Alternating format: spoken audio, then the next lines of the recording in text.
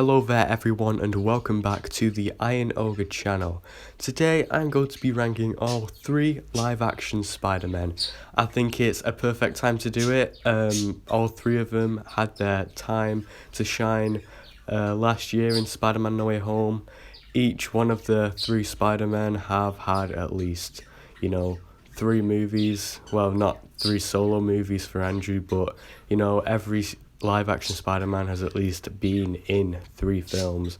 So yeah, I just think, it's fair and it's just a good time to do it. And I can already tell that this video will cause some controversy, especially since that my videos are finally starting to get some decent amount of views. So before I get into this, I just want to say I don't hate any version of Spider-Man. In fact, I love all 3 of these nearly equally.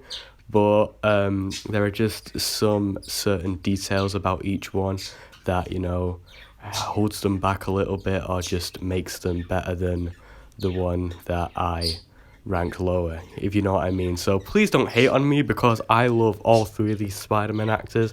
And I don't say the word love lightly, okay? So yeah, let's just get into this ranking.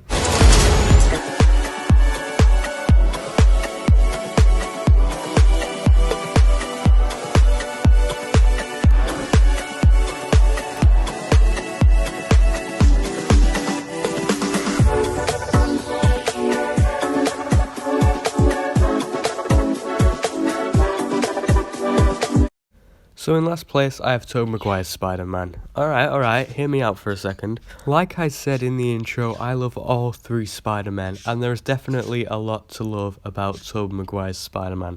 For starters, he has the best suit. He has the personal life problems you expect from Spider-Man for his character development. For example, trouble with girls, trouble with paying rent, stuff like that.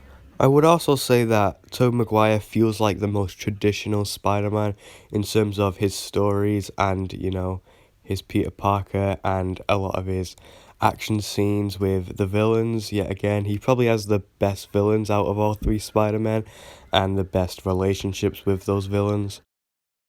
So yeah, I really love Tobey Maguire's Spider-Man. He is the Spider-Man I grew up with as a young child. So you're wondering, why is he in last place? Well, it's only minor things, but like I've said a million times already, I love all 3 Spider-Men. So the littlest things can make a Spider-Man low on this ranking, if you know what I'm saying. So for starters, organic web shooters, not that I hate them, but mechanical web shooters are my personal preference with Spider-Man. And I just think Peter Parker building his own web shooters is like the perfect way to display his intelligence. And from my memory and what I remember from all the Spider-Man movies, Tobey Maguire, I think, displays his intelligence the least out of the 3. So yeah, those are the real reasons why he's in last place. I also think he should do some more quips in his fight scenes.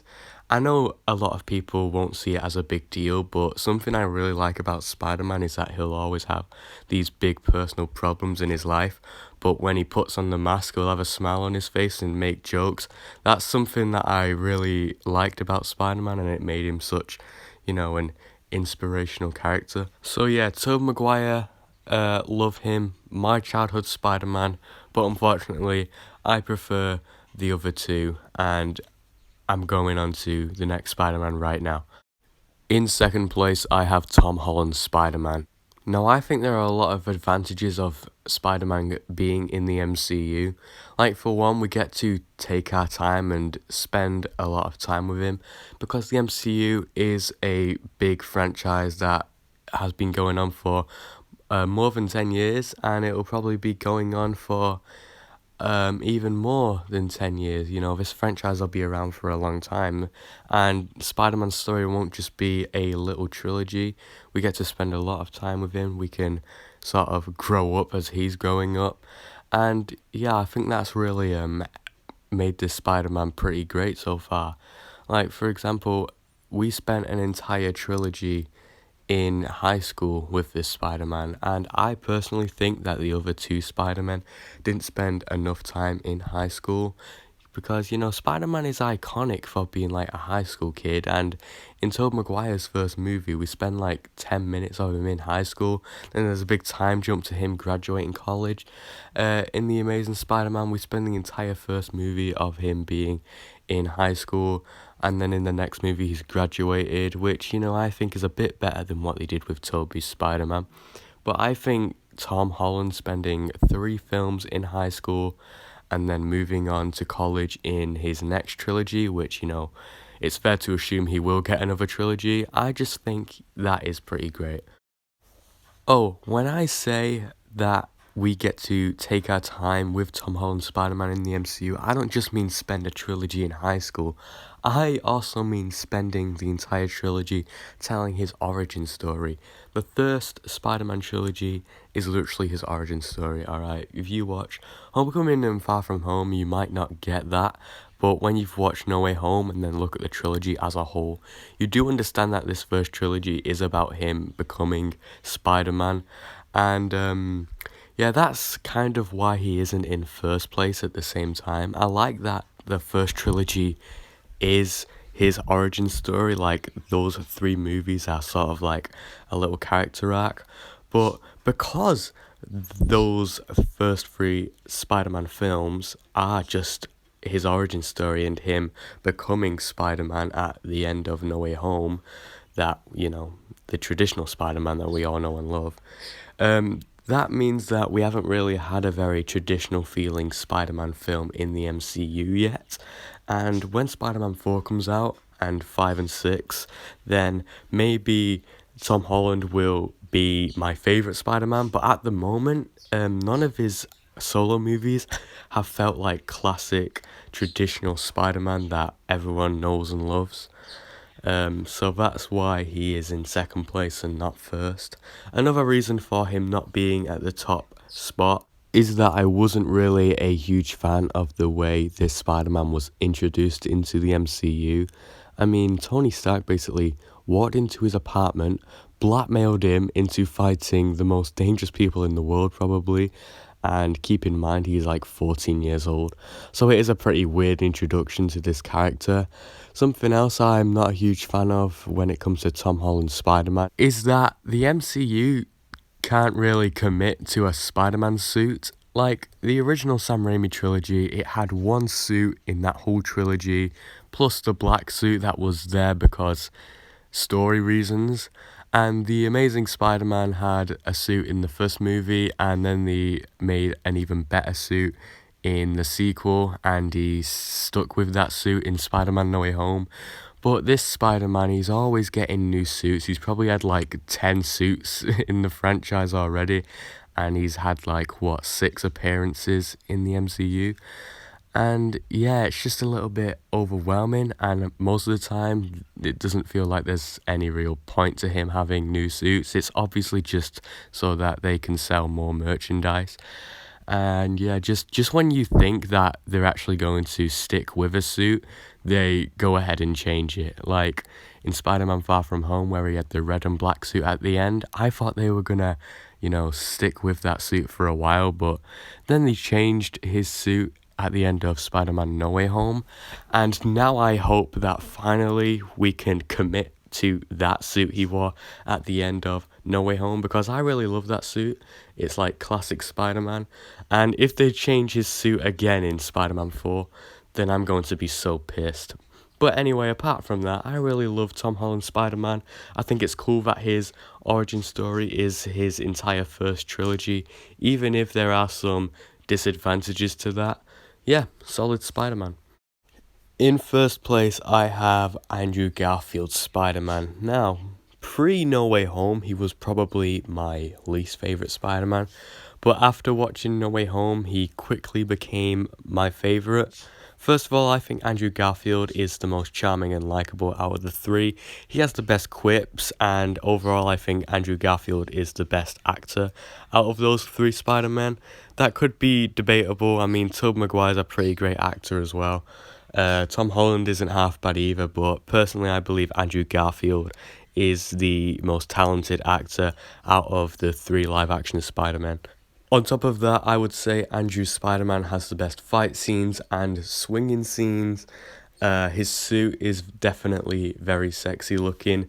It's not better than Toby's suit. Toby's suit will probably always be my favourite Spider-Man suit. That's even if the MCU does 1,000 more suits for Tom Holland's Spider-Man. Toby's suit will probably always be my favourite live-action Spider-Man suit. But anyway, we're not here to talk about Tom and Toby. We're here to talk about Andrew. Yeah, he has the best love interest. Emma Stone's Gwen Stacy is easily the best Spider-Man love interest, and that automatically makes Andrew Spider-Man a better Spider-Man because you actually understand why he wants this woman so much in his life. Because if you're watching the original Sam Raimi Spider-Man trilogy, Mary Jane Watson is a fucking bitch, and you're just wondering, Toby, mate, why are you simping over her? What do you see in her? Why are we supposed to hope that Toby gets the girl in the original Raimi trilogy, even though she's the most unlikable bitch that has ever been in a fucking comic book movie? Okay, that might be a bit dramatic. She's probably not even in the top 10 most unlikable bitches in a comic book movie, but still, she's still an unlikable bitch, and I don't know why the writers of those movies expected us to actually hope Spider-Man gets with her. But anyway, I'm talking about Tobey Maguire's Spider-Man again. But you get my point, right? Gwen Stacy is actually a likable, love interest, and you understand why Spider-Man Andrew wants to get with her, and it just makes her death scene all the more heartbreaking. Spoiler alert, but if you're watching this video, you should have seen all the Spider-Man movies anyway. I do think that Andrew Garfield's Spider-Man has the most emotional and powerful character arc out of the three. In The Amazing Spider-Man 2, Andrew isn't able to save Gwen and he feels guilty for it. And then in Spider-Man No Way Home, some years later, he is able to save Michelle Jones, Tom Holland Spider-Man's love interest, and then he can actually forgive himself for not being able to save Gwen Stacy. It's actually a really emotional moment, and it's just actually it's actually the scene that solidified Andrew Garfield as my favourite Spider-Man out of the three. So yeah, I really love Andrew's Spider-Man. What more can I say? So that was my live-action Spider-Man ranking. If you liked this video, drop a thumbs up. If you dislike this video, drop a thumbs down. You know how it is.